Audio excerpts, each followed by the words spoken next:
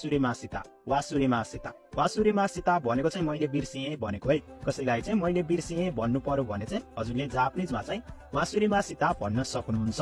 त्यस्तै अर्को वाक्यमा जाउँ। जापानिजमा चाहिँ अब चुप लाग्नुहोस् भन्नु पर्यो है। चुप लाग्नुहोस्लाई चाहिँ जापानिजमा चाहिँ दामात्ते कुदासाई दामात्ते कुदासाई दामात्ते कुदासाई भनेको चाहिँ चुप लाग्नुहोस् भनेको। कसैलाई चाहिँ चुप लाग्नुहोस् भन्नु पर्यो भने चाहिँ दामात्ते कुदासाई भन्न सक्नुहुन्छ। त्यस्तै अर्को वाक्य रहेको छ उसलाई बोलाउनुहोस्।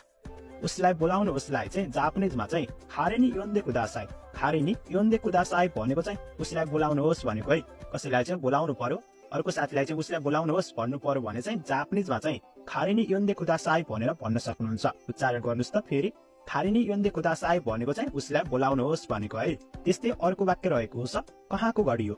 यो चाहिँ कहाँको घडी हो भन्नु पर्यो भने चाहिँ जापानिजमा चाहिँ दोको नो तोकोई देस्का दोको नो तोकोई देस्का भनेको चाहिँ कहाँको घडी हो भनेको क्या। अब साथीले घडी लगाएको छ कहाँको घडी हो भन्नु पर्यो भने चाहिँ हजुरले चाहिँ जापानिजमा चाहिँ दोको नो तोकोई देस्का भनेर सोध्न सक्नुहुन्छ। के भन्नुहुन्छ अरे दोको नो तोकोई देस्का भनेर भन्न सक्नुहुन्छ। अब मोबाइलमा यसैमा तोकेको ठाउँमा मोबाइल राख्नुभयो भने चाहिँ कहाँको मोबाइल हो भन्नु पर्यो भने चाहिँ दोको नो खेताई देस्का भन्न सक्नुहुन्छ। यसरी चाहिँ मिलाएर हजुरले जे पनि सोध्न सक्नुहुन्छ है। कहाँको घडी होलाई चाहिँ जापानिजमा चाहिँ दोको नो तोकोई देस्का भनेर भन्न सक्नुहुन्छ। त्यस्तै अर्को वाक्यमा लागौँ। यो चाहिँ जापानको घडी हो भन्नु पर्यो भने चाहिँ यसको एन्सरमा चाहिँ निहन्नो तोकेई देश भनेको चाहिँ यो चाहिँ हैन जापानको घडी हो भनेको है। जस्तै नेपालको घडी हो भन्नु पर्यो भने चाहिँ निहनको ठाउँमा चाहिँ नेपारुनो तोकेई देश नेपारुनो तोकेई देश भनेको चाहिँ नेपालको घडी हो भनेको है। त्यस्तै अर्को वाक्यमा लागौँ। यहाँ नछुनुहोस्। यहाँ नछुनुहोस्लाई चाहिँ जापानिजमा चाहिँ कुकुनी सावरानाइते कुदासाई कुकुनी सावरानाइते कुदासाई भनेको चाहिँ यहाँ नछुनुहोस् भनेको। कसैले चाहिँ अब छोयो हैन, अब आफूले चाहिँ यहाँ नछुनुहोस् भन्नु पर्यो भने चाहिँ जापानिजमा चाहिँ कुकुनी सावरानाइते कुदासाई भनेर चाहिँ हजुरले भन्न सक्नुहुन्छ है। के भन्ने रे एकचोटि उच्चारण गर्नुहोस् त फेरि।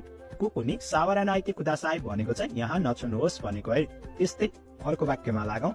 हाइट कति हो भनेर चाहिँ कसैलाई चाहिँ क्वेसन सोध्नु पर्यो भने चाहिँ सिन्चौवा दोनो गुराई देशका सिन्चौवा दोनो गुराई देशका भनेको चाहिँ हाइट कति हो भनेर क्वेसन सोधेको है। कसैलाई चाहिँ साथीभाइ कसैलाई चाहिँ तपाईँको हाइट कति हो भनेर सोध्नु पर्यो भने चाहिँ सिन्चौवा दोनो गुराई देशका भनेर चाहिँ भन्न सक्नुहुन्छ है। हाइट कति होलाई चाहिँ जापानिजमा चाहिँ सिन्चौवा दोनो गुराई देशका भनेर भन्न सकिन्छ।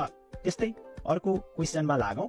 विकेन्ड कस्तो थियो भनेर चाहिँ सोध्नु पर्यो भने चाहिँ सिउमा सुबा दो देशका भनेर सोध्न सक्नुहुन्छ है। के रे विकेन्ड कस्तो थियो भनेको है।